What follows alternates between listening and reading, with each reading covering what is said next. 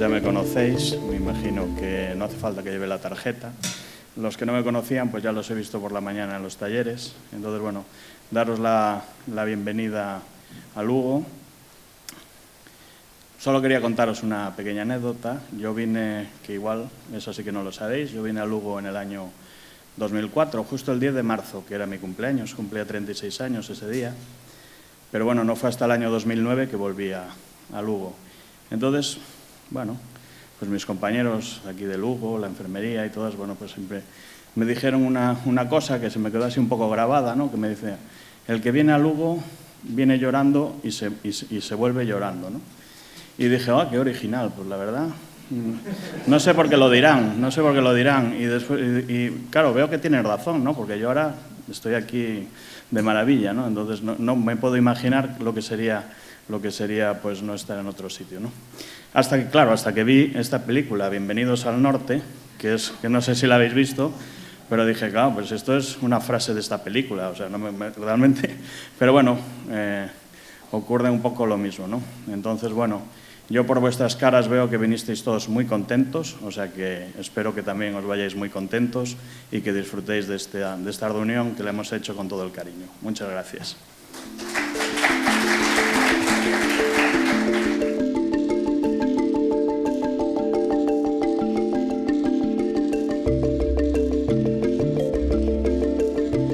Todos conocidos es la persona que va a presentar en primer lugar.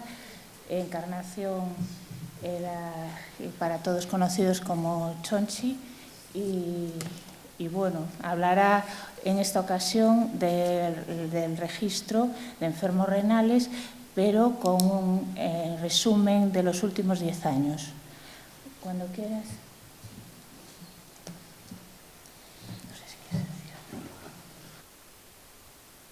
Primero agradecer a la organización su invitación, como todos los años, para poder ofreceros los datos del registro. Bueno, efectivamente, en el año 2006 se cumplieron los 10 años que empezó el registro, que empezó en enero del 2017, y decir que bueno, en estos 10 años realmente se incorporaron a tratamiento renal sustitutivo en Galicia alrededor de 4.000 personas, ¿no? Pero bueno, ahora voy a hablaros un poco de los datos de este año y un poco, bueno, pues el evolutivo, ¿no? Empezaron en hemodiálisis 296 pacientes, 80 en diálisis peritoneal, 22 pacientes con un trasplante anticipado, de los cuales uno era menor de 15 años. En cuanto a las tasas de incidencia, aquí veis el evolutivo de los 10 años y podéis ver Galicia y el registro español. Veis que en Galicia más o menos la incidencia se va manteniendo a lo largo de los años y en el registro español pues aumenta, en los últimos años está aumentando ligeramente. En cuanto al tipo de tratamiento, vemos que también más o menos está bastante estabilizado. Vemos que en hemodiálisis había 108 pacientes por millón de habitantes, en diálisis peritoneal 29 y 8 en trasplante anticipado. Quizás en el trasplante anticipado es donde se ve un poquito el aumento en estos años. En cuanto a la edad de los pacientes, realmente cerca del 60% de los pacientes que empezaron tratamiento renal sustitutivo tenían más de 65 años. En cuanto al sexo, bueno, pues se va manteniendo también el porcentaje a lo largo de los años, un 67-68% varones y un 33% mujeres. En cuanto a las causas de enfermedad renal primaria, en los últimos años vemos que sigue la diabetes como primera causa de entrada en tratamiento renal sustitutivo. Aún le sigue la no filiada, luego las vasculares, etcétera. Aunque este año la no filiada aumentó un pelín, pero bueno, sigue siendo la diabetes, ¿no? Ya el porcentaje por tipo de tratamiento, también comparado Galicia con el registro español, pues quizás un poco lo que podemos reseñar es que el 20% de los pacientes empezaban en Galicia en diálisis peritoneal y lo que consta en el registro español es casi un 17%. Y también un poco más de porcentaje de trasplante renal anticipado en Galicia que en el global de España. En cuanto a la tasa de incidencia, os lo puse ya por las EOCSIS, ¿no? Y puse en azul lo que es la tasa de incidencia del año 2016 y en el otro color, que sale así por este que tenemos, pues es la media de los 10 años, ¿no? Vemos que en Galicia pues es el 146,4 pacientes por millón de habitantes en el 2016 y 143,8 la media de los 10 años. En cuanto ya desglosado por hemodiálisis y diálisis peritoneal, vemos que este año pues, es el área de Santiago la que tuvo la tasa más elevada de incidencia de hemodiálisis, con 151 pacientes por millón de habitantes. Vemos que dentro de la diálisis peritoneal pues, también es Santiago la que tuvo la tasa más baja, con 13,4.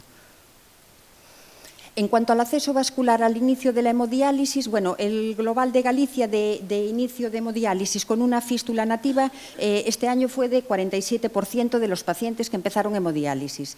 Y, como suele ser habitual, bueno, pues es el área de Lugo la que tiene el porcentaje más elevado de pacientes que empiezan con fístula, con casi un 72-73% de los pacientes. Luego vemos un poco ya el comparativo con los prevalentes, ¿no? Aquí se ve mejor en esta diapositiva con los porcentajes. Vemos que sobresale Lugo con el 72%, aunque Ferrol, Coruña, pues también tienen un porcentaje bastante elevado. En cuanto a la consulta ERCA, bueno, este año no sé qué pasó, pero bueno, hay un 17% de pacientes de los que entraron en hemodiálisis que no se le cubrió el dato este. Pero bueno, luego dentro de lo cubierto, bueno, mayoritariamente, la verdad, bueno, de los de diálisis peritoneal, prácticamente casi el 80 y tantos, el 90%, llevaron consulta ERCA, ¿no? Solamente un 6% no llevaron consulta. Y en trasplante anticipado todos llevaron consulta ERCA. Y ya es en la hemodiálisis pues, donde hay menos porcentaje de pacientes que estaban en consulta ERCA antes de entrar en diálisis. En cuanto al índice de Charlson, también este año, a diferencia de los años anteriores, pues decir que bajó la mediana y la media. Normalmente la teníamos en 6, la mediana, y este año es en 4. No sé si es que los pacientes este año estaban más sanos o es que no se cubrió todo lo adecuadamente posible el registro. En cuanto a la prevalencia, bueno, a 31 de diciembre había 1.590 pacientes en hemodiálisis, de los cuales 14 están en hemodiálisis domiciliaria. Los que más tienen son Lugo y Ferrol, creo recordar, pero bueno, es ese número los que había a 31 de diciembre. En cuanto a diálisis peritoneal, había 269 pacientes y 1.750 pacientes con un trasplante funcionante. También tenemos 13 pacientes registrados con insuficiencia cardíaca congestiva y en cuanto a las bajas del registro, se fueron 10 pacientes fuera de Galicia, 5 recuperaron función renal y hubo 339 éxitos. En cuanto a la evolución de la prevalencia, también veis aquí el gráfico comparado con el registro español y bueno, la verdad es que se ve que los dos van aumentando a lo largo de los años y como decimos siempre, pues si la incidencia se va manteniendo y la prevalencia va aumentando, pues es que lo más probable es que sea porque aumenta la supervivencia. En cuanto a las tasas de prevalencia por tipo de tratamiento, pues vemos que tanto la diálisis peritoneal es la que sí se va más o menos manteniendo.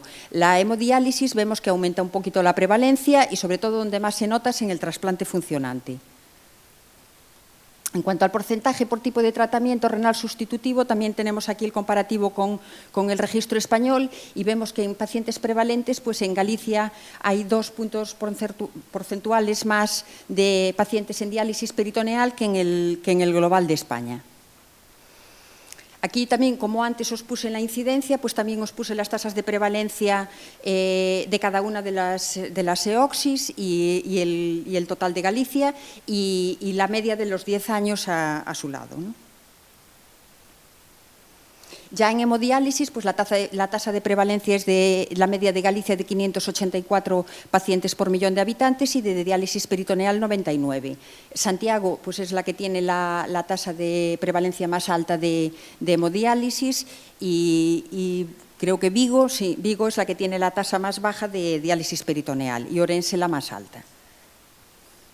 En cuanto al sexo, bueno, se sigue manteniendo más o menos el mismo porcentaje que en los pacientes incidentes. En cuanto a la etiología de la enfermedad renal, bueno, como tenemos todos los pacientes, digamos, prevalentes, pues sigue siendo la anofiliada la etiología más frecuente de este tipo de pacientes, con un 20%. Le sigue el global de las glomerulonefritis y luego ya en tercer lugar la nefropatía diabética. Aquí os puse en este listado, que aunque pueda parecer así un poquito farragoso, pero es que estos 20 diagnósticos representan el 90% de los pacientes que tenemos en tratamiento renal sustitutivo.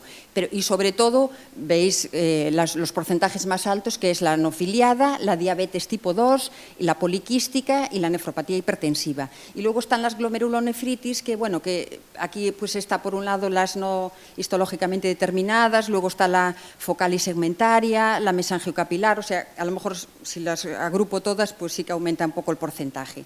Pero el resto de los diagnósticos pues son bastante anecdóticos, ¿no?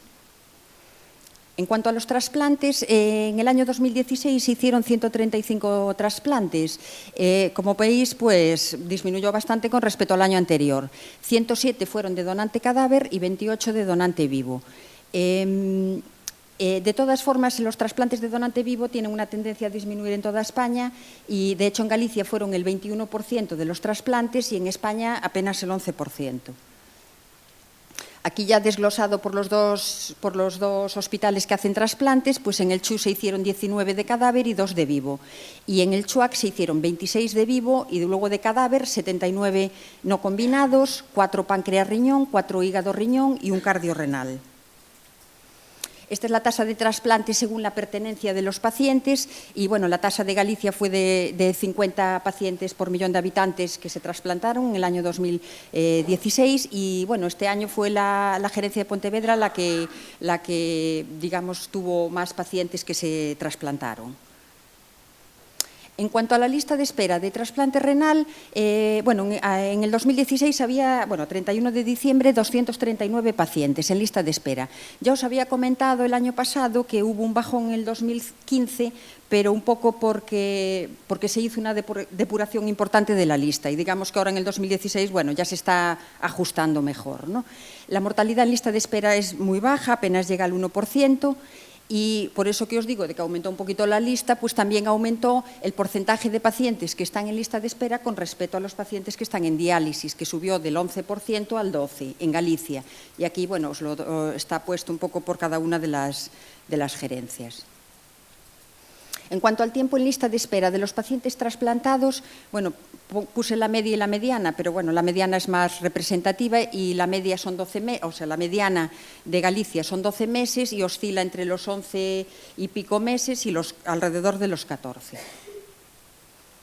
En cuanto a la mortalidad, bueno, este año ya os había comentado que fallecieron 339 pacientes, lo que representa un índice de mortalidad global del 9,4%, que es más alto de lo que era habitual en Galicia, que normalmente estaba entre un 8 y un 8,5%. No sé qué pasó este año, pero que fallecieron en hemodiálisis 252 pacientes, en diálisis peritoneal 27 y con un trasplante en principio funcionante 60.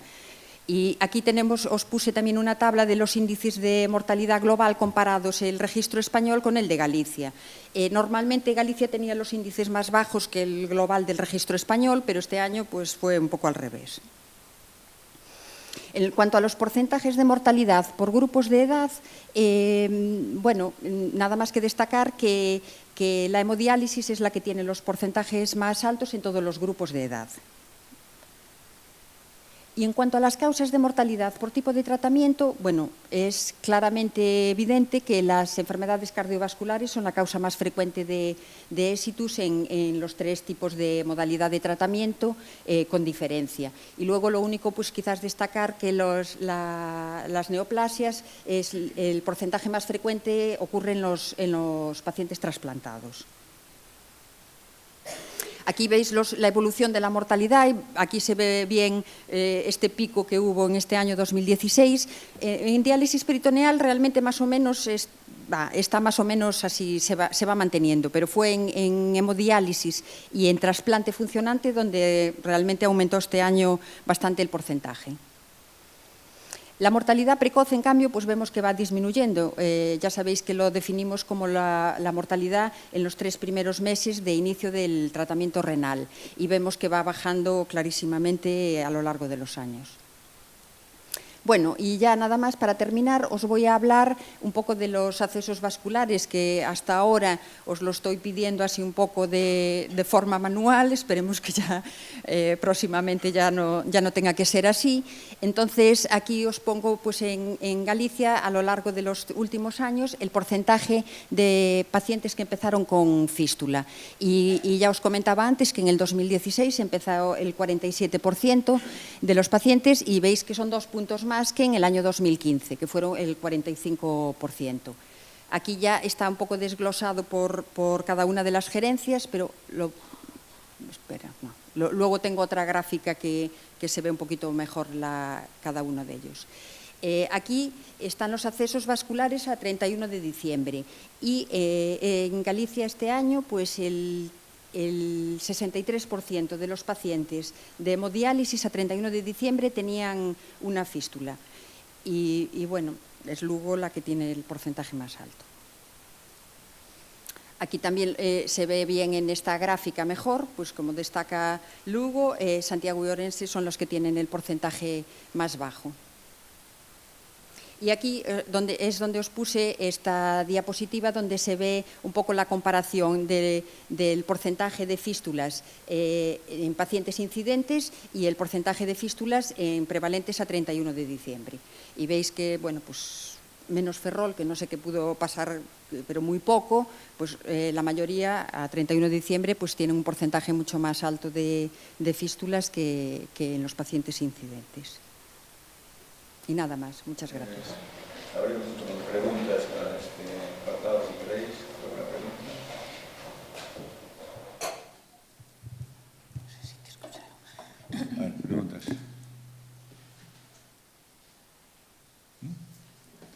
Bueno, pues toca hacer preguntas a nosotros. Hacemos nosotros. Nada, nosotros en principio, ya que con esta experiencia que has tenido en los últimos 10 años, un poco de cara al futuro, ¿ves algún posible cambio, alguna mejora, algo que quieras sugerir? Sí, bueno, después de que yo termine, pues ya van a hablar Teresa y Ana de la ampliación del registro, que yo creo que es una cosa importante y es a corto plazo. También algunos detalles más que se van a incorporar y de hecho también se incorporaron todos estos diagnósticos que antes eran unos diagnósticos muy poco afinados y desde hace un par de años pues aumentó un poco la variabilidad. Por si se quiere buscar algún paciente con un diagnóstico más raro, es más fácil localizarlo en el registro. Pero después, como dice el doctor Otero siempre, pues lo mejor sería que se pudiera unir pues los distintos programas que tenéis muchos de vosotros para el manejo de los pacientes en diálisis o en terapia renal sustitutiva y poder volcar esos datos en el registro sería mucho más cómodo para todos. Yo estaría encantada, y vosotros también, pero no sé, por ahora no lo veo. Bueno, yo dos cosas. Una, sobre el tema que tú comentas. Hace un par de años lo habíamos comentado en la Consejería de Sanidad con el director general de Informática, con Benigno Rosón.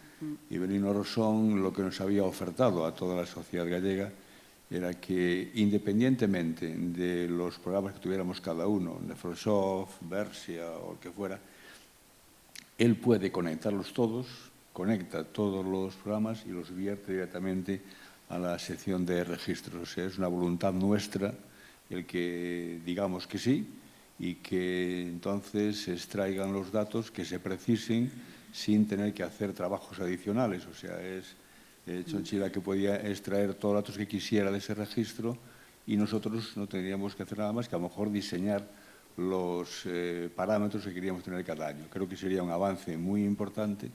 Eso obliga, evidentemente, a ser muy rigurosos en el registro que hagamos en la base de datos que tengamos, Nefrosoft, Versia, Nefrolink o lo que sea, ¿no? Y yo creo que, ahora que lo has comentado, podemos aprovechar otra vez para volver a comentarlo en la Consellería y seguro que eso se hace, porque ya digo, no hay ningún problema porque la oferta está hecha. Yo, en el tema de registro, bueno, el tema de catéteres lo podemos comentar en la siguiente ponencia, pero yo quería comentar el tema susodicho, lo hemos comentado alguna vez ya, seguramente fuera de las sesiones, el tema de la mortalidad después de los 3 primeros meses. El registro americano ya empiezan a hacer los registros de mortalidad en las primeras semanas. Yo creo que eso da mucho más idea de la mortalidad de los enfermos que ingresan en terapia renal sustitutiva y creo que si tenemos la oferta y el proyecto de conectar todos los diferentes registros a uno solo, al que tú puedas recibir, cambiaría, se podría, si es que se acepta y se decide que sea así, de tener la mortalidad antes de los 3 primeros meses.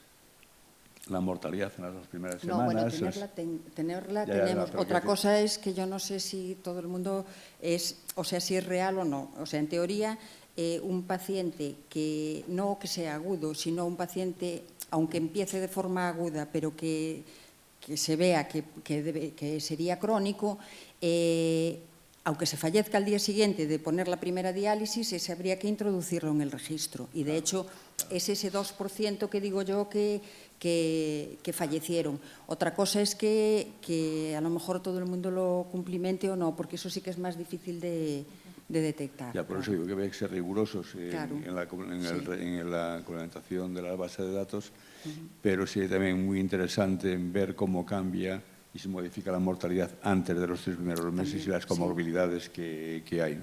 El registro americano ya lo está haciendo, en los últimos años está publicando y es una base de datos tremendamente interesante. ¿Alguna pregunta? Doctor Fontán.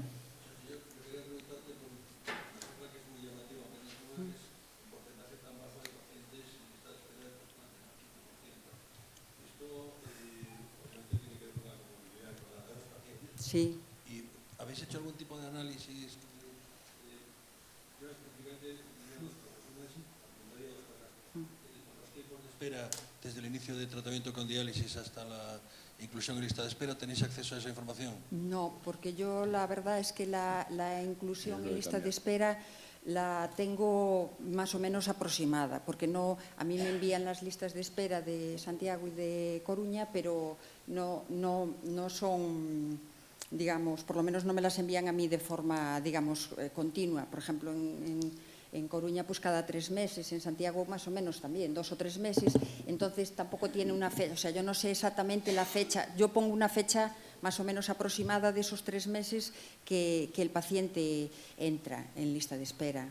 De hecho, este análisis que os hice, porque claro, de los últimos que tengo sí que lo puedo yo comprobar mejor, pues si entro en Janus, miro.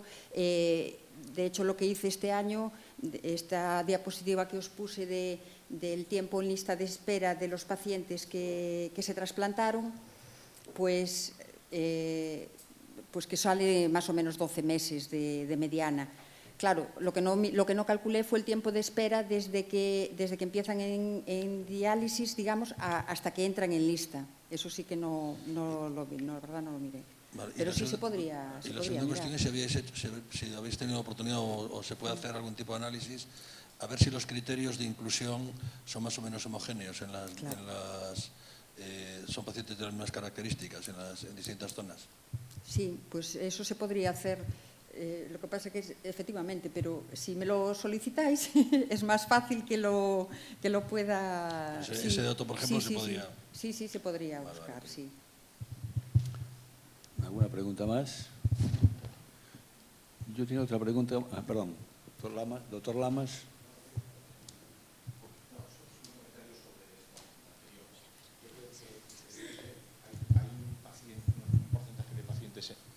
hay un porcentaje de pacientes que son candidatos a lista de espera que están pendientes de pruebas complementarias, lo que nos pasa en todos los hospitales, ¿no? Entonces, bueno, yo creo que eso sería cuestión. No sabría decir qué porcentaje, pero nosotros al ver los listados mensuales vemos que hay un porcentaje que está en lista y otro porcentaje que está pendiente de pruebas, ¿no? Entonces, bueno, sería bueno intentar depurar esto y ver cuánto tiempo tardan desde que decidimos que son candidatos hasta que se hacen todas las pruebas y entran en lista.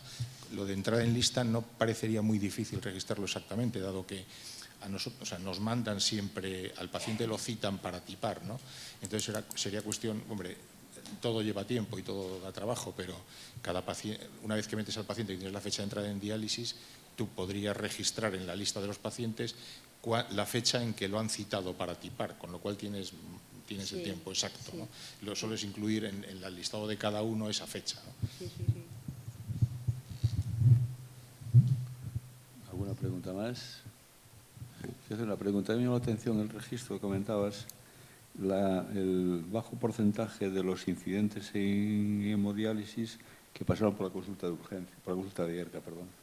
¿Esos que son? ¿Que vienen a través de urgencias? ¿Se ingresa todavía por urgencias? ¿O cómo es? Los que no pasaron. Que no pasaron, sí. Son pocos. Sí, no, los que no pasaron por consulta de ERCA es que empiezan hemodiálisis pues, de forma aguda y que no fueron nunca vistos. No son muchos, pero ¿Esos que entran por urgencias o...? Claro.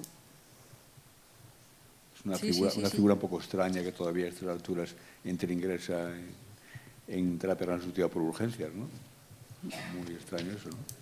Bueno, también algún caso hay de gente que no se... Sí, pocos, pero bueno, yo es lo que me ponéis, claro. Bueno, muy bien. Sí, claro.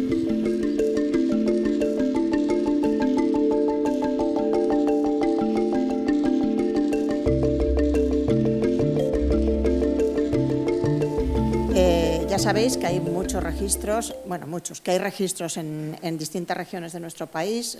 Los más conocidos son Andalucía, Grupo Centro y Levante. Y que realmente a mí me parecía que teniendo como tenemos un soporte con el Registro Gallego de Enfermos Renales, solo tendríamos que ampliar un poquito e incluir los datos de diálisis peritoneal. Entonces, hicimos un consenso, todos los médicos encargados de las unidades de diálisis peritoneal, en la primavera del año 2016. Nos basamos en el registro de Andalucía, pero lo adaptamos según un trabajo que hicimos vía correo electrónico entre todos.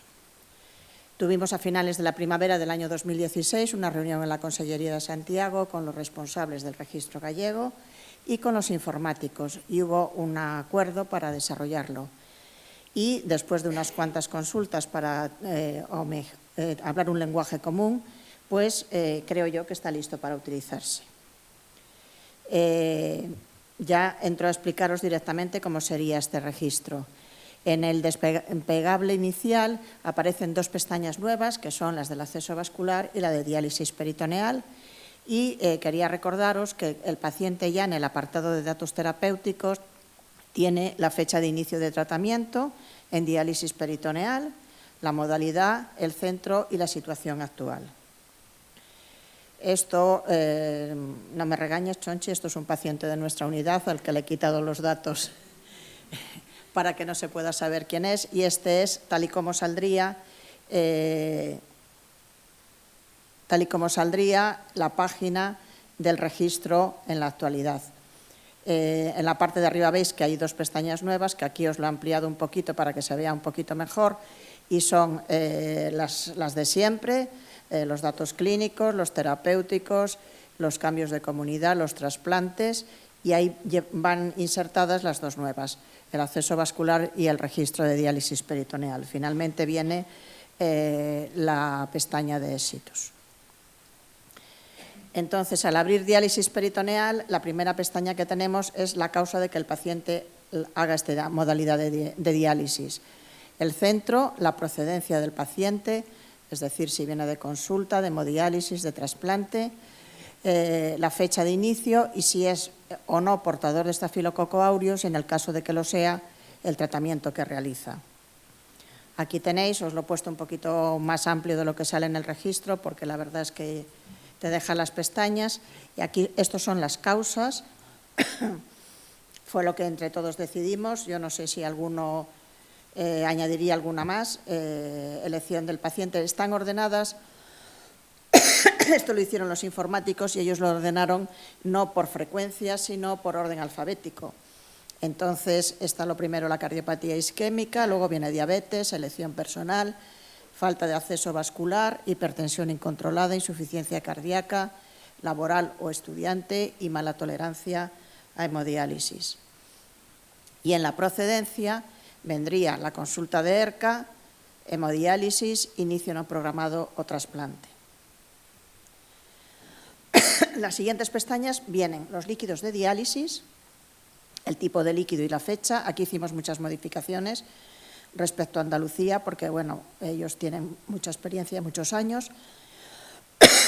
Y hay líquidos que ya no se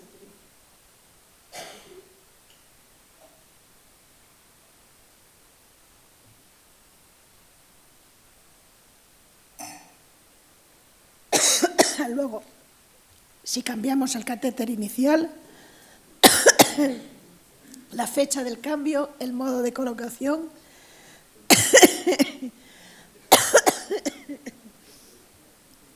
percutáneo, quirúrgico, laparoscópico, el tipo de catéter, los que usamos habitualmente ahora, la localización y la causa del cambio. Y luego vienen dos pestañas que son datos que habitualmente hacemos, las cinéticas y la adecuación.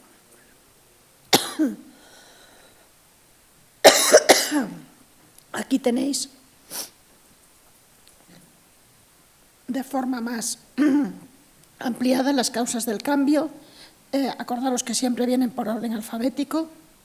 Está el atrapamiento, el catéter malfuncionante, infección, migración, peritonitis distintas y salida de programa. Este último apartado, yo creo, Chonchi, después de verlo, que hay que quitarlo, porque aquí no cambias el catéter, lo que haces es que lo retiras. Entonces yo creo que este habría que quitarlo. Luego, aquí tenéis un poquito más ampliado ahora lo que son las cinéticas y las adecuaciones. Y son más o menos los parámetros que entre todos consensuamos y los que solemos hacer habitualmente en las unidades. Luego, en las técnicas está la manual, la automática adaptada, la intermitente nocturna, tidal y otras posibles que se pueden hacer. En cuanto al orificio de salida, hay una pestaña que habla de las infecciones del orificio y habla del germen, la evolución, que como veis es curación, extrusión, peritonitis recidiva y retirada de catéter. Otra de peritonitis, en el que consta la fecha, si precisa o no hospitalización, si asocia o no infección de orificio, si tiene o no GRAN, el germen, que ahora os voy a poner aquí el listado, y la evolución, si es curación, recidiva, retirada o exitus. Y luego las complicaciones técnicas, como es el atrapamiento, la fuga de líquido, las hernias, especificando cada una de ellas, el hidrotórax y la malfunción. Estos son los posibles cultivos de las peritonitis. Recordar de nuevo que vienen por orden alfabético. Y estas son las causas de exclusión temporal del programa. Y esta es la exclusión definitiva. En esta, bueno, pues cese de tratamientos, peritonitis distintas, petición del paciente, problema del catéter, pérdida de ultrafiltración, recuperación de función, trasplante y exitus. Aquí también me parece que faltaría poner inadecuación, no considerada como pérdida de función, sino como pérdida de aclaramiento de solutos. Es increíble que después de verlo entre todos un montón de veces sigan surgiéndome cosas que me parece que podríamos cambiar. Con lo cual lo he traído aquí para que, seguro que a vosotros, si os ocurre alguna otra cosa, podamos entre todos decirlo en este momento. Y simplemente que ánimo y que lo rellenemos.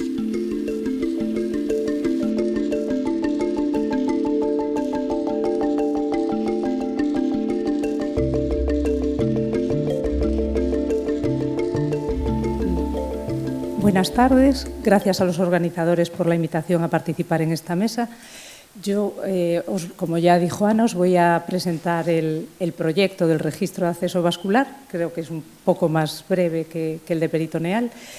Y cuando el inicio del proyecto fue similar, salvo que en Galicia, en España, hasta donde yo sé, no había registros, no hay registros de accesos vasculares y tuvimos que partir pues un poco más desde cero.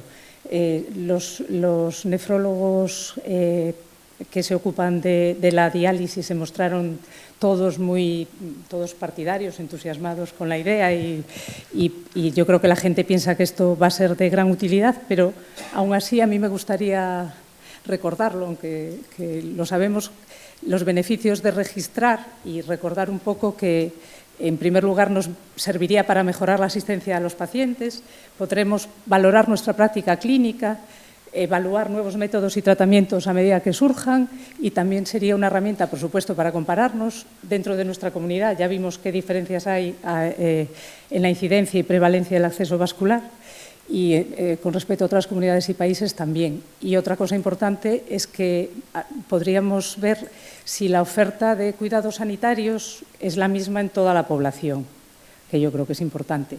Y luego, desde un punto de vista más práctico, si tenemos el registro, nos evitaría desarrollar un sistema que a lo mejor algunos no tenemos, un sistema de seguimiento para cada unidad, que andan por ahí circulando algunos programas, pues si tenemos el registro nos serviría para esto y tendríamos datos actualizados de nuestros pacientes. Entonces, las ventajas ya, para que sigamos pensando que esto va a ser muy útil, y ya paso a enseñar cómo sería el registro de acceso vascular en la plataforma del RESER. El paciente, este es ficticio también, y bueno, la pestaña de acceso vascular está ahí al lado de la de peritoneal, ya aquí. Si le damos a esta pestaña, todo es básicamente lo que pensamos hacer es registrar los accesos vasculares que va teniendo el paciente y las complicaciones y la evolución de las complicaciones. Aquí ya aparece, habría que marcar un nuevo acceso vascular, clicar ahí y sale un desplegable con el tipo de acceso, la fístula, nativa o protésica, catéter, temporal o tunelizado y dispositivos híbridos u otros. Está pensado para que prácticamente todo esté aquí, no haya que hacer nada, introducir nada a mano, ¿no? Sería la fecha del primer uso y si elegimos ya, decidimos que el paciente tiene un catéter central, luego nos va a dar las opciones para ver qué tipo de catéter, si es provisional o definitivo, la localización, aquí vendrían los distintos vasos y la fecha. Y después, en la pestaña del acceso, aparecería el resumen del acceso del paciente. En este caso tenía uno nada más y lo veremos así. Después, si damos de alta otro acceso, aquí en el caso de la fístula, en el caso de la fístula igualmente vemos que sale el desplegable con todos los tipos con las localizaciones anatómicas de la fístula. En este caso, en el caso de la fístula, las fechas que vienen sería la del primer uso y la de solicitud y realización, que en algunos casos podrían ser muy diferentes y por eso esta salvedad. Y así sucesivamente. Este paciente que ya tuvo dos accesos, en el resumen, pues los veríamos ya en la pestaña esta directamente, que tiene la fístula y el catéter, y las fechas. Después, si ya pasamos a las complicaciones, tendríamos que marcar en el acceso que tiene la complicación, aquí lo marcamos y damos a aceptar.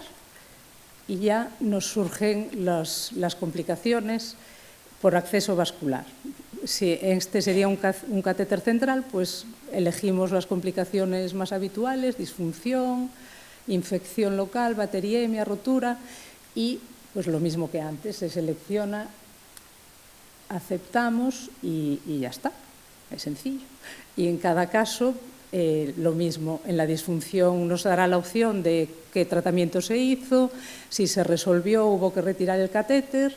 En el caso de esta, se ve un poco mal porque, bueno, hice las capturas y no conseguí darle más foco, pero en el caso de bacteriemia tendremos los gérmenes y sale el tipo de germen. Luego, si es el gram positivo, saldría también el desplegable con los gram positivos y luego las complicaciones, sepsis, endocarditis, pues lo mismo. El tipo de los gérmenes, en los gram negativos lo mismo.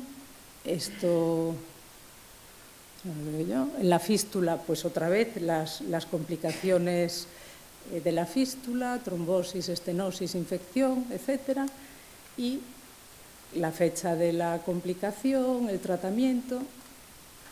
Lo mismo cuando nos olvidamos de algo, lo que ya sabemos, que nos sale la cosa roja de que hay que completarlo, y yo creo que ya está, ¿no? Esto sucedería para cada acceso, no quiero repetirme, pero es lo mismo, ¿no? Los tipos de complicaciones, es posible que falte algo, pero sí nos iremos dando cuenta, efectivamente, con el uso, ¿no? Y las complicaciones de las fístulas, y luego esto sería pues el resumen que veremos este paciente con estos 3 accesos, lo veremos en el resumen, y si queremos ver las complicaciones de cada acceso tendríamos que clicar sobre el acceso y aparecería también el resumen de complicaciones, en este caso rotura e infección. Y ya está, por mi parte, muchas gracias y a registrar.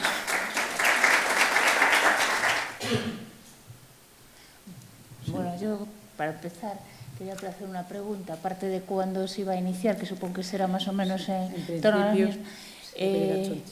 No tengo muy claro si se contempla también los accesos nativos previos al inicio de diálisis, es decir, si ha tenido más fracasos anteriores o es solo a partir del momento en que inicia diálisis. En principio, bueno, eso lo podemos volver a decir que queremos. Se pueden meter los que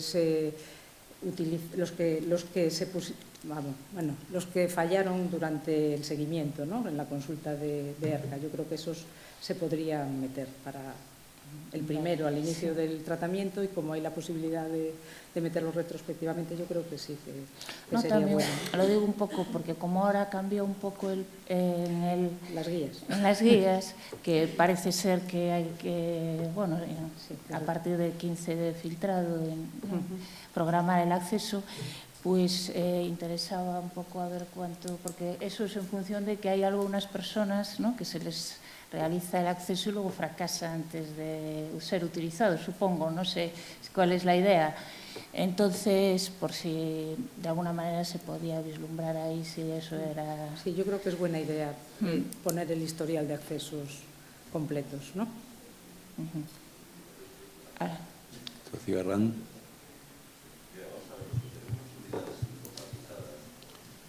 Afortunados. Esto supondría tener que volver a introducir los datos en el programa. No hay posibilidad, claro, nosotros llevamos 9 años con la unidad informatizada y tenemos todos los accesos informatizados y sabemos cada paciente cuántos accesos ha tenido, cuántos catéteres, etc. Y claro, meter eso en ese programa es un trabajo de chinos. Claro, sí, es lo que hablamos, ¿no? Pero hasta que dispongamos lo que dice Chucky, que se va a volcar todo... Eso. Pues sería cuestión a lo mejor de hacer el esfuerzo, el poco tiempo que tardemos hasta que consigamos esto. A lo mejor. Para volcar todo y tenerlo cubierto en el programa base. Claro, nosotros sí lo tenemos cubierto. O sea, claro. El tema es que a lo mejor son tranquilamente 100 y pico pacientes. Bueno, eso sería otra cuestión que podríamos discutir, si hay que empezar con todos los prevalentes o tenemos unas metas un poco menos exigentes y empezamos con los incidentes cada año, que a lo mejor es menos trabajo, ¿no? Eso no lo habíamos hablado cuando comentamos lo de la puesta en marcha del registro, que parece, desde luego, que podemos tener resultados interesantes, aunque cada uno sepa los de su unidad. Saberlo a nivel de la comunidad yo creo que nos puede ayudar. para algunos problemas que habría que resolver. Es que un problema grave es el que cada unidad tiene su programa. No importa. Bueno, yo creo que el tema de los registros de los accesos vasculares es un tema tremendamente interesante.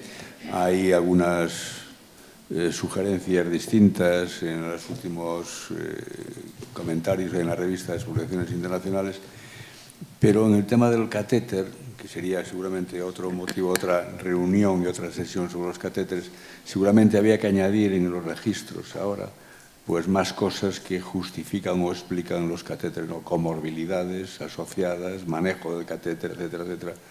Porque si uno echa una ojeada al registro del EMO y a otra serie de registros recientes que han salido, el dializar con catéter ya no es tan antiético, con lo cual había que introducir otra serie de criterios en el registro para hacer una valoración propia de las experiencias que tenemos en los diferentes sitios, ¿no? Quizás sea motivo para discusión en otra sesión, porque el de los catéteres y acceso vascular en general sí merece unas reflexiones distintas a las que hay hasta ahora, ¿no? Sí, estoy de acuerdo. Muy bien, pues nada, muchas gracias, doctora Falcón. Nada.